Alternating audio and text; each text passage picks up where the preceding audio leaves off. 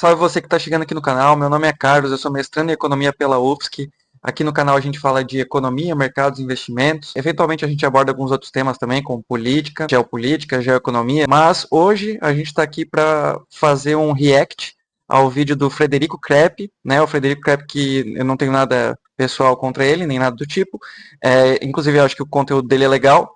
Ele é um cara coerente, assim, mas eu acabei esbarrando com um corte dele ali no Critiquei no podcast, e eu achei ali algumas divergências, então eu achei que ia ser interessante falar desse tema. Bora pro vídeo. Em relação a isso, porque no Brasil, eu até comentei na última vez que eu vim, que a gente fez o corte lá do Instagram, né? No Brasil você tem um corte no Instagram que até rodou um pouco, né? Que você tem isso, você tem um sistema de meta de inflação, e o sistema de meta de inflação no Brasil, ele parte do pressuposto, o principal pressuposto do sistema de meta de inflação, para encurtar a conversa, né, é o de que a inflação no Brasil ela é de demanda. Então, o que é isso? Tem muito produto, tem muita demanda para pouco produto, então eu preciso subir os juros para desaquecer a demanda, aí eu desaqueço a demanda, a inflação cai, e aí a economia ela equilibra, e eu consigo reduzir os juros e a inflação chega na meta e tudo mais. Na verdade, a inflação no Brasil e os estudos que mostram, né, que estão pesquisando especificamente o sistema de meta de inflação no Brasil, eles perceberam que a inflação do Brasil, na maior parte do tempo, ela não é de demanda. A inflação do Brasil é de custos, ela não é de demanda. Então você tem alguns preços centrais na economia. Quando eles sobem... Eu vou já pausar aqui para fazer um adendo, né? Então essa vai ser a primeira discordância, né? Não acredito que a inflação no Brasil venha de custos. A gente tem uma série aí de fatores que pode sustentar esse argumento. A questão do desemprego, né? O IBGE aí a gente sabe que tem alguns problemas, que a taxa de ocupação ali pega só quem está procurando emprego, não todo mundo, né? Então tem realmente gente desempregada, bastante gente desempregada que não entra na estatística ali. Porém, o desemprego está em níveis de recorde histórico, né, de queda, e isso tem que justificar, tem que ser considerado, né, tem que dizer alguma coisa. Outra questão é o hiato do produto, que o Banco Central fica em cima, né, o tempo inteiro. O que é o hiato do produto? É a diferença entre o PIB potencial e o PIB realizado. Então, o Banco Central fica em cima desse indicador, do hiato do produto, e frequentemente ele está analisando ali, o hiato do produto está frequentemente positivo, no caso, né? Então, o crescimento do Brasil está acima do crescimento potencial, o que mostra que a economia está aquecida, né? A economia vem superando projeções aí desde 2021, o Brasil tem surpreendido para cima nas projeções de PIB, e isso se dá justamente por essa sobreaquecimento da demanda via gasto público, especialmente, né? Via programa subsidiado e tudo mais também. Outro detalhe que ia ser interessante de notar é o comportamento da inflação, né? Se ela simplesmente dá uns picos gigantescos e muita oscilação, ou se a inflação ela é um pouquinho mais perene, né? No caso de choques de oferta, a gente teria picos muito grandes. E os núcleos de inflação, as variações em cima da média, né, as variações em cima do desvio padrão, os núcleos estariam comportados, né? Porque você não tem diferentes choques, né? Uma sequência de choques inflacionários gerados por oferta, né? Então, se você tem muitos choques, o núcleo, como ele capta justamente a variação, ele não oscila tanto o núcleo, então o núcleo fica mais perene. E você teria uma série com muitos picos. O que a gente vê é o contrário. A série não tem tantos picos assim, e o núcleo ele oscila junto, né? Oscila bem e oscila junto com a série, mostrando que a inflação não é simplesmente uma inflação localizada, né? É uma inflação mais generalizada, que afeta vários produtos e vários serviços da economia. Então, além disso, tem mais um argumento favorável para a inflação de demanda. Caso a inflação fosse de oferta, a gente não veria uma inflação de serviços tão persistente. Os serviços não têm tanta relação assim com bens comerciáveis, né? Então, você presta um serviço, tirando investimento, né, um maquinário, alguma coisa assim, para você fazer um exame diagnóstico na sua clínica, ou, sei lá, para um psicólogo fazer algum tipo de curso, alguma coisa assim, isso entraria no custo do serviço, traria uma inflação para o serviço. Porém, novamente, seriam choques, né? Então, por exemplo, tem um choque no preço do combustível, isso aumentou um pouco o custo do serviço, beleza. Só que você não tem isso de forma recorrente, né? Mês a mês, você não tem uma subida perene da inflação, entende? É o choque, e depois no mês seguinte, por exemplo, essa inflação já cairia, né? Não sustentaria, né, uma subida por tanto tempo, e nem você veria também uma queda tão suave, né? Com a subida do juro, né? Você veria umas quedas mais bruscas e tal, porque você veria a produção se ajustando. Caso o Brasil tenha algum tipo de capacidade ociosa, que nem eles gostam tanto de dizer que tem, né? Eu não tenho certeza se tem ou não, mas se o Brasil tivesse capacidade ociosa, os mecanismos de preço de mercado estão aí para corrigir isso, né? Por que não só aumenta a capacidade ociosa se a inflação é de oferta? Não faz sentido isso. Eu não vejo essa inflação realmente como uma inflação de oferta, como é o caso que eles tanto sustentam. A inflação sobe junto, ela acompanha junto. E quais são esses preços? O primeiro deles, mais importante, é o dólar, porque se a gente tem uma economia que a gente importa muita coisa em dólar. Então, se você tem uma subida do dólar, a inflação vai subir. Tanto é que o dólar subiu no final de 2024 e início de 2025 a gente teve uma inflação mais alta. Agora está acontecendo o contrário, o dólar está caindo e está tendo uma queda na inflação. Mas afeta a balança comercial porque o exportador exporta em dólar. Afeta a balança. Então, esse é o problema, essa é a grande questão. Aí vai afetar o PIB.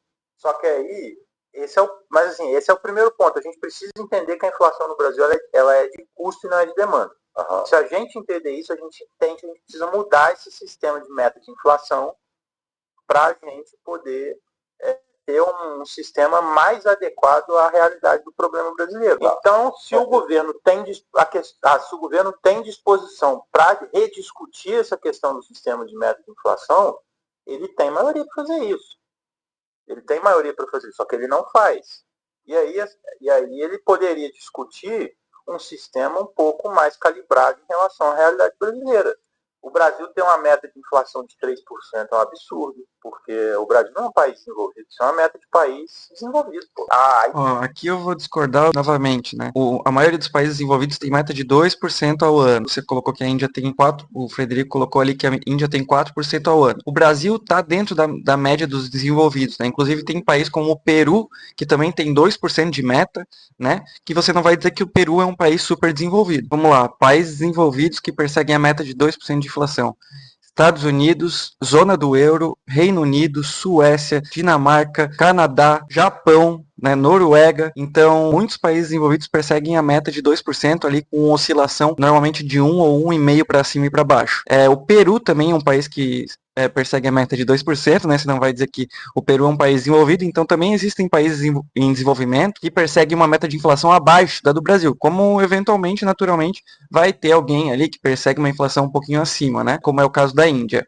Mas aqui, para a gente ter como exemplo, países em desenvolvimento que perseguem uma taxa de 3% ao ano, como o Brasil, México, Chile, Colômbia, Costa Rica, Tailândia, né? Vários países aí que são pares do Brasil em termos econômicos, tem uma economia similar à economia do Brasil e tem uma taxa também de 3% ao ano. Então isso aí é balela, né? Ficar culpando a meta. Eu sei que surgisse um super estudo, né? Esse negócio de ficar, a meta é imperseguível, o Brasil não é um país desenvolvido para ter 3% de inflação, isso daí é tudo balela, né? Porque quer resolver o negócio ali na força, no brute force, né? Então, a inflação não está vindo para a meta, a gente joga a meta para a inflação, né? Ao longo de anos, tá? 3,5% ou 4% ou 3% ao invés de 3,5%, uma variação percentual de 0,5% ao ano vai fazer uma diferença enorme, tá? E a gente sabe quem que é o principal pagador, né? Quem que sofre mais com o imposto inflacionário, quem é o mais pobre, que tem um consumo em relação à renda mais alta. Então, a gente sempre tem que entender que proteger o cidadão da inflação é, sobretudo, proteger o pobre, proteger o poder de compra do mais pobre na população, tá bom? E querendo ou não, com isso, mitigar desigualdades, tá? Porque quando você tem um processo inflacionário muito grande, você tem empresas que conseguem repassar produtos, você tem pessoas mais ricas que têm acesso a títulos e dólar e formas de proteger o seu patrimônio, enquanto quem é mais pobre toma tudo ali, sente na veia, sofre no dia a dia da inflação que corrói todo o poder de compra dessa pessoa. Outra questão aqui que eu gostaria de pontuar é que culpar tudo no dólar, né, a transmissão da inflação ali, como é o caso que ele está fazendo, acaba sendo muito simplista, tá? Não considera os outros canais de transmissão da política monetária, como expectativas e ato do produto e crédito, as condições de crédito como um todo, né, da economia. Então, assim, o canal do dólar existe, ele é um canal de transmissão forte, realmente o preço do dólar impacta no preço das coisas, a gente importa muita coisa, mas você está sendo superficial ao dizer que esse é o único efeito do juros sobre a inflação. Não é. Não é só fazer com que o dólar, o câmbio se aprecie, é a única forma de transmissão de um aumento de juros, por exemplo, para impactar a inflação. A Índia, por exemplo, que é o país que mais cresce no mundo hoje, ela tem uma meta de 4 com a faixa de tolerância de 2. Então, se a inflação da Índia for de 6%, tá ok, tá na meta. A Índia hoje está crescendo 8% ao ano. Mais ou menos. A Índia tem uma taxa de juros muito menor que a do Brasil. O Brasil não pode ter uma meta, isso é um crime. Você tem um custo, tá, em não perseguir o centro da meta. Beleza, tá na meta. Mas, se o mercado perceber que você está buscando o topo da meta, está sendo leniente com juros, você pode ter um custo muito maior no ajuste. Então, você pode ter que aumentar os seus juros mais do que o necessário. O ideal é assim buscar o centro da meta. Falar um negócio desse, chegar e falar, nossa, a meta do Brasil tem que ser de 4%, o pessoal 3%. Olha a inflação e a questão do superávit de déficit como se fosse uma economia doméstica. Exatamente. Pô, você não pode ficar na conta negativa. Não, você precisa, porque as novas gerações vão precisar de ferrovia, vão precisar de hidrovias, vão precisar nem vai de energia elétrica mais barata, exatamente. Às vezes nem vai ficar negativa, né? Eles vão... E aí, você tem toda essa discussão que ela é feita. Esse é o centro do argumento deles, que também é uma outra falácia, um erro, isso é um erro. A justificativa dele. Porque a justificativa é a inflação no Brasil era uma inflação de demanda, então eu tenho que subir o juro para a inflação cair. Na verdade, o juro sobe e a inflação cai, sabe por quê? Porque fica mais rentável investir em estudo público aqui no Brasil, rendendo a Selic a 15, e aí você tem uma entrada maior de dólar. E como você tem uma entrada maior de dólar, cai o valor do dólar. Isso aqui ele está falando do carry trade, que é quando pessoas ali, principalmente fora do Brasil, estrangeiros, tomam dívida no seu país a juros mais baixos para comprar a moeda brasileira. Realmente o carry trade tem um efeito, nem eu falei, mas é um dos canais de transmissão. Não é sequer, talvez nem seja o principal canal de transmissão.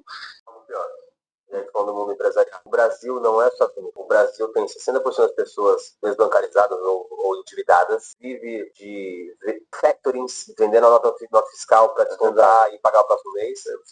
Então, quando você tem os juros muito altos, os juros é diretamente inflação e custo. Exato. Não é, exatamente.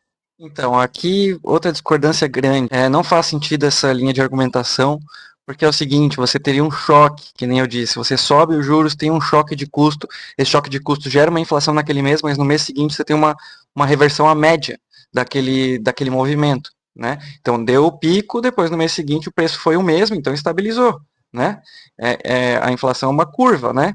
Então, se você tem uma inflação de custo, você tem picos, o núcleo não responde como ele está respondendo, que é também tendo uma inflação perene, né? Você teria uma inflação muito alta no corrente, você teria um núcleo de inflação completamente comportado, né? Dentro da meta, às vezes até um pouco abaixo da meta, porque o núcleo ele tira essas variações do choque, as variações mais extremas, as outliers, as variações com maior volatilidade. Então, você teria um choque de custo. Igual o dólar subiu, você tem um choque de preço de custo. Parou de subir, né, você tem uma estabilização. É isso aí. Preço de combustível, mesma coisa. Juros, que você está pagando financiamento, é a mesma coisa, né? Você tem um custo fixo com juros, por exemplo. Você não tem um custo crescente com juros, né? Que você vai ficar repassando para o seu produto e aumentando o valor do seu produto, o preço do seu produto, que isso gera inflação. Você tomou um custo fixo maior, repassou para o seu produto, no próximo mês o preço do seu produto é o mesmo e a inflação não aumentou, né? A inflação está comportada. Você não tem poupança, você tem como respiro. Então, assim, por exemplo, eu e o Mário fizemos investimentos aqui no negócio. Só de juros é 4 mil reais. É isso. Ué, tá nosso custo. Nosso custo mensal tem isso. Olha que eu falei, custo fixo. E aí é o efeito dos juros também, que se aumentar os juros, você aumenta a inflação. Porque tem esse efeito. Tem um outro efeito também que aqui no Brasil Gente, é bem simplista, assim, se houver algum tipo de choque, né, nesse sentido, ele é totalmente mínimo, porque a política monetária, ela tem vários canais de transmissão. Ela tem o câmbio, ela tem a linha de crédito que vai reduzir depois que os juros aumentam, né, a disponibilidade de crédito reduz. Tem a questão do hiato do produto, né, o hiato do produto fica menor quando o juro aumenta, e tem a questão das expectativas também, que é muito importante, prêmio de risco. Então, o olhar da dinâmica da dívida, para ver se essa dívida é pagável no futuro, e todas essas questões aí, né? Então, eles acham conveniente, eles acabam achando bem conveniente ignorar toda essa questão e dizer que ou a inflação é de oferta, ou que o gasto está abaixo, que tem capacidade ociosa, enfim, tentam achar alguma justificativa para fugir desses fatos. Tem tanto, né, que eu acho que o Cobori já falou várias vezes, que é feito riqueza, que chama, né, que o título público ele é atrelado à Selic. Então, quanto maior a Selic, mais dinheiro você está jogando no setor privado e você está aumentando, a riqueza do setor privado nesse sentido. Então, isso também pode ser um canal de estímulo da demanda, né? Mas aí é isso. É mais ou menos, tá? E se fosse um canal seria bem fraco, inclusive, porque a propensão marginal a consumir das pessoas que recebem esse recurso a mais, pelo menos de quem recebe o grosso do recurso, que é a maior parte ali, é quem tem mais dinheiro. Então, e são pessoas com proporção marginal a consumir muito mais baixa do que pessoas que têm menos dinheiro. Então, não estou justificando, né? Claro, você acaba gerando uma desigualdade aí, então, ao subir os juros, ou a deixar os juros muito acima do patamar que seria compatível para a sua economia, mas, ao mesmo tempo que eu falei, é um remédio amargo, ele pode acabar tendo algum canal ali em que ele reforça alguma redistribuição ruim, uma forma de redistribuição de renda ruim, mas ele também tem o principal canal, que é de segurar a inflação, que gera mais desigualdade, muito mais desigualdade ainda, que é um fenômeno muito mais preocupante, né? Um fenômeno que pode virar uma hiperinflação aí, que é uma desorganização total da economia, uma crise de credibilidade, ou alguma coisa nesse nível. Então a gente tem que sempre ser muito reticente com a inflação. Outra questão que eu queria pontuar aqui é que se a inflação não fosse de demanda, você não teria visto também um movimento tão coordenado dos países do mundo tendo subido a inflação ali no ano de 2022, depois do Covid, ali, especialmente 2022, que foi depois da recuperação, e as economias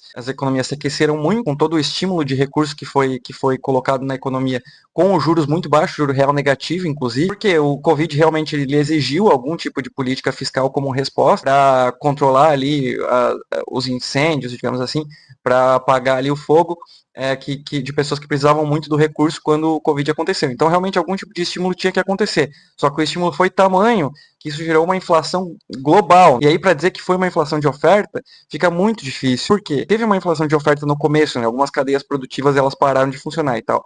Mas, da mesma forma que eu venho argumentando aqui, inflação de oferta gera picos e não gera uma inflação persistentemente alta. Ela vai fazer com que o aumento de preço seja computado, o choque seja computado, e no mês seguinte ali aquelas fábricas, aquelas plantas foram desligadas, ele gera aquele choque, que é aquele aumento repentino no nível de preços. Por quê? Porque tem menos oferta agora, né? Então tem menos produtos para mais gente buscando esses produtos, né? Então não tem como você teve um choque de oferta, teve um problema de cadeias globais, não tinha como se resolver instantaneamente. Começaria a acontecer picos na inflação gerados por, normalmente, commodities. E, inclusive, daí você vai dizer, as commodities subiram, será por causa do estímulo monetário ou por causa que era choque de oferta que tem a ver com o preço das commodities? Claro, commodities são bens comercializáveis, então eles eventualmente eles sofrem com choques também de oferta nos seus preços, mas a commodity é um indicativo muito clássico de inflação de demanda. O crédito ele é tão grande, aumenta tanto, pessoas têm uma percepção de renda disponível tão grande que elas começam a comprar e demandar muitas coisas, né? Então começa, inclusive, demandar mais alimentos e mais coisas nesse sentido, mais energia, mais petróleo, e isso faz com que tenha essa inflação de commodities. É um indicativo muito clássico, tem muita gente no mercado financeiro, inclusive, que usa a inflação de a commodity, né, como proxy de inflação. Então, tá subindo as commodities, a gente sabe que provavelmente vem um período inflacionário aí. Então, isso tudo por causa de demanda. E aqui eu vou colocar de novo, é a cereja do bolo. Vamos dizer que a gente tem uma inflação de oferta. O nível de produção diminuiu. O que acontece com o hiato do produto? O produto potencial ele também diminui. Então, o que acontece com a demanda? A demanda automaticamente fica sobreaquecida. Então, a inflação é de oferta ou é de demanda? Não interessa, você tem que reduzir a demanda no final, entendeu? Porque você não vai aumentar a oferta de um dia para o outro, você tem que reduzir a demanda, você tem que atuar onde você consegue atuar. Você não deixa simplesmente as coisas acontecerem e a inflação vira galope. Você age ali com as ferramentas econômicas disponíveis. Essa ferramenta é o juro, tá bom? Primeiro essa questão, né? Vamos subir os juros porque os juros vamos subir os juros que vai reduzir a inflação. Ele reduz a inflação pela redução do dólar, não é por conta de desaquecimento de demanda. Nós falamos sobre isso, né? Que se você pega, a gente está falando agora do índice de desemprego, eles usam isso para falar, inclusive para levantar o desemprego para poder desaquecer a demanda. O desemprego está caindo e os juros ainda continuam altos. Então. E a segunda explicação é a questão de que o Brasil gasta demais. Se o desemprego está caindo, será que a gente não está com uma demanda com pujança, né?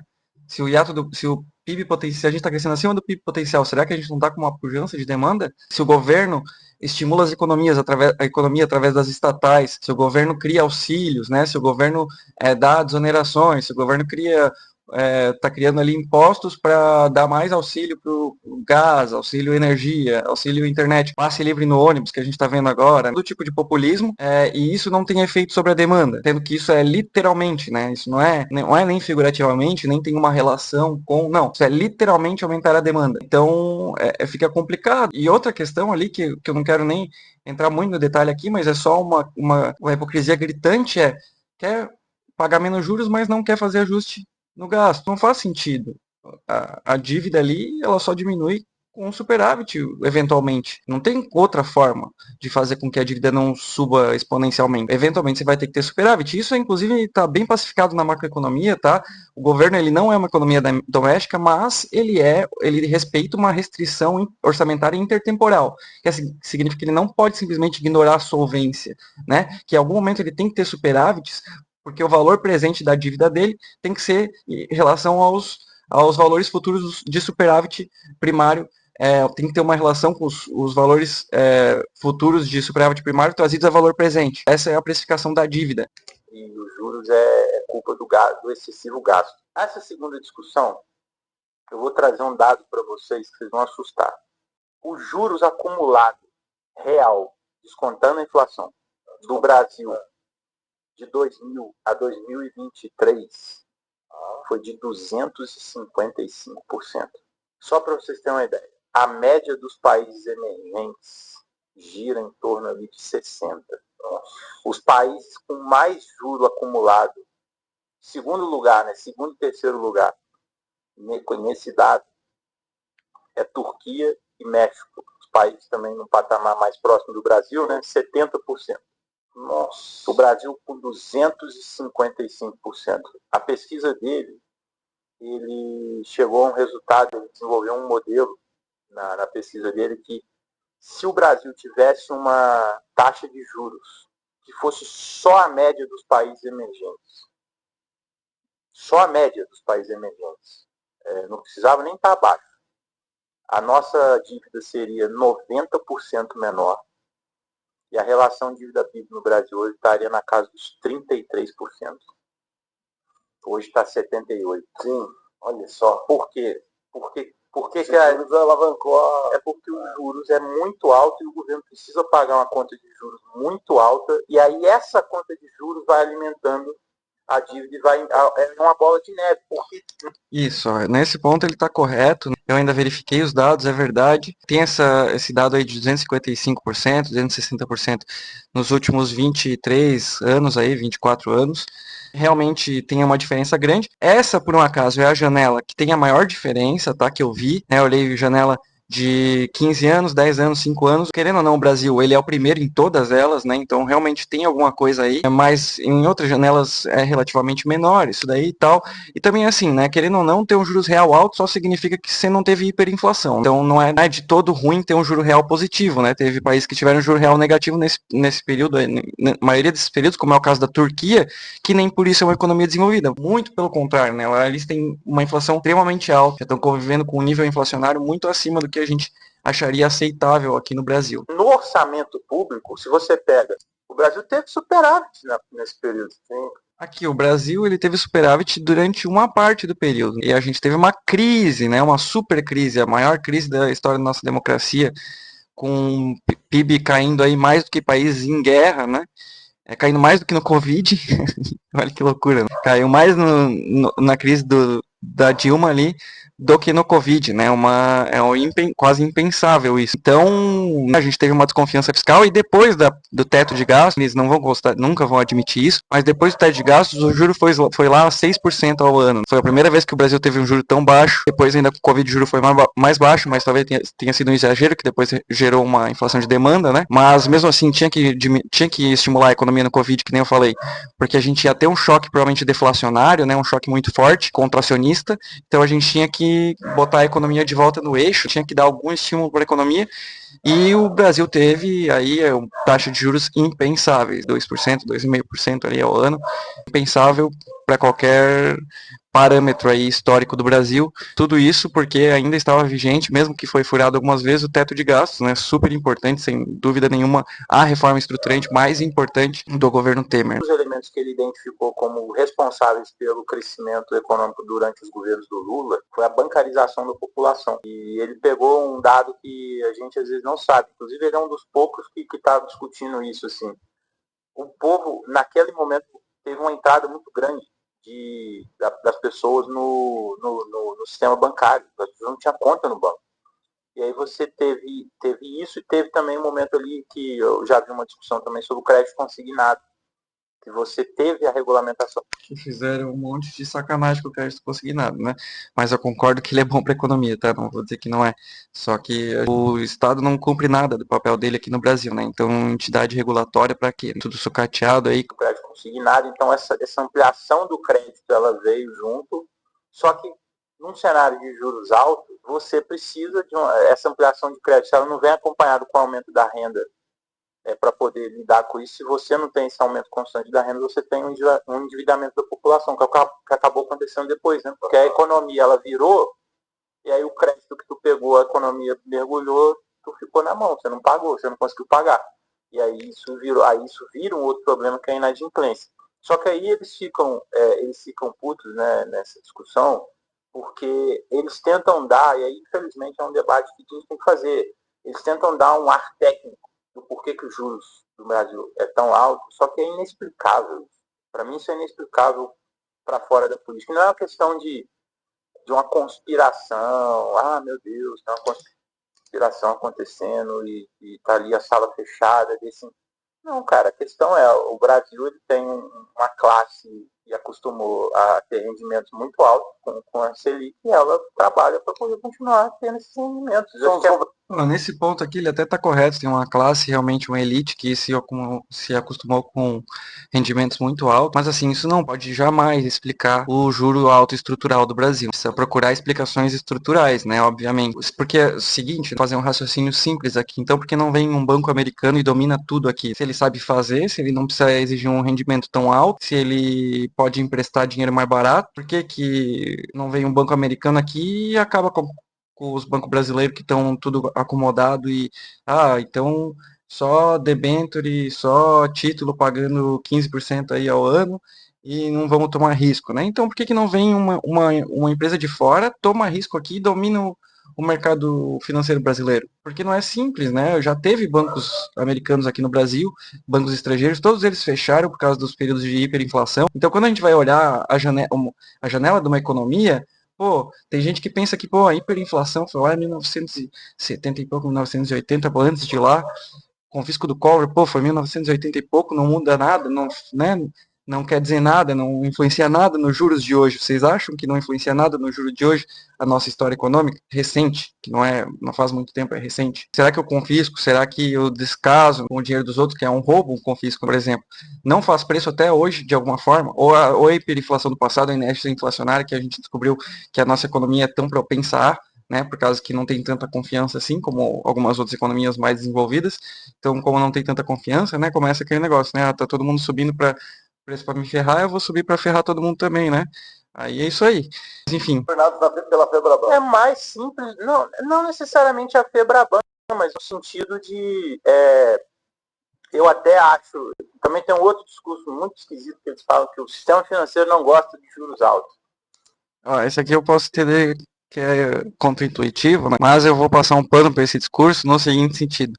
Existe uma parte do sistema financeiro a quem não interessa os juros baixos, né? Juros altos, desculpa, que é a parte que toma risco. E daí você poderia, inclusive, fazer um paralelo com o empreendedorismo, que também é a tomada de risco, né? Você, para empreender, às vezes tem que tomar um crédito, tem que correr risco de quebrar, de não dar certo e tudo mais. Então, para os setores de tomada de risco dentro dos bancos, tem um banco de investimento, né, setor de M&A, setor que mexe com ações e tudo mais, esses setores realmente eles são penalizados pelo juro alto. E dá para ganhar muito dinheiro nesses setores também. O mercado americano ele se desenvolveu muito, os investment banks são enormes, bancos de investimento, fundos enormes, gestoras enormes, consultorias enormes de finanças aí, de empresário, muda até o ambiente empresarial. Um juro baixo faz você ter que ir tomar risco. Tem forma de ganhar nos dois mundos. É mais ou menos nesse sentido, eu acho que tem uma parte do setor financeiro que realmente não gosta dos juros altos, né? E tem uma parte que se beneficia demais, é a parte mais tradicional, parte dos empréstimos ali, o rotativo do cartão de crédito, consignado, essa parte aí. Vamos não. Se fosse assim, acho que eles não fariam tanto lobby assim para subir, né? Mas eles usam isso, né? E aí o argumento que eles usam, aí é só para a gente também esclarecer isso, né? Bom, a gente já está nesse ponto. Não, legal. A questão que eles usam é isso. Eles partem de uma premissa, que é uma premissa que é o seguinte: eles partem de um negócio chamado teoria dos fundos emprestáveis, que é uma ideia é a grande centro da discussão entre visões opostas do entendimento dessa discussão. Que eles vão partir da seguinte questão: eles acham que o banco ele é um ente ali, ele está pegando o dinheiro de alguém que está poupando para emprestar o dinheiro para alguém que quer investir. Legal, não? E aí emite moeda. Então, aí qual que é a discussão que eles colocam? Olha, o juro no Brasil é alto porque a população não poupa, a gente tem uma poupança baixa, e essa poupança baixa ela faz com que esses fundos emprestáveis sejam menores e isso fica mais caro, né? O preço do dinheiro é o juro, então o juro tem que subir. Então, como que a gente resolve isso? A gente aumenta a poupança e, ao aumentar a poupança, o juro vai cair, porque você vai ter mais dinheiro para emprestar. O juro caindo, você tem mais investimento. Esse é o raciocínio deles, basicamente. É a base do raciocínio deles. Só que aí eles ignoram uma coisa básica da discussão. Se você poupar individualmente, você no futuro vai ter mais dinheiro para poder comprar o que você está querendo, fazer um investimento que você quer, não é? Ao mesmo tempo eu não estou ativando a economia, mas sim. Não, você individualmente. E se todo mundo poupar ao mesmo tempo? Lascou. Entendeu? Porque esse é o problema, é uma falácia de composição, né? Que é, se eu individualmente poupar, eu vou ter mais dinheiro no futuro. Mas se a renda de um se o gasto de um é a renda do outro, se todo mundo reduzir o consumo ao mesmo tempo, eu vou reduzir a renda ao mesmo tempo, a renda no agregado. Então, eu não vou ter aumento de investimento. Esse é o grande problema. Você não vai reduzir a renda no agregado. Vocês fazem como se o dinheiro sumisse, né? Então não tem função social você poupar dinheiro. É óbvio que tem função social você poupar dinheiro, né? Você vai estar financiando outras atividades produtivas, fazendo o custo do dinheiro ser mais barato para outras atividades produtivas. Então a economia do Japão deveria ser muito ruim, eles não têm consumo lá, tem muita poupança, eles têm até um problema inverso do que o do Brasil. Então, o que a gente tem que entender aqui? É ideal um equilíbrio entre consumo e poupança. Isso que é o ideal. Equilíbrio. Não é todo mundo, que nem ele diz aqui, se todo mundo parar só simplesmente poupar, realmente a gente pode ter problemas.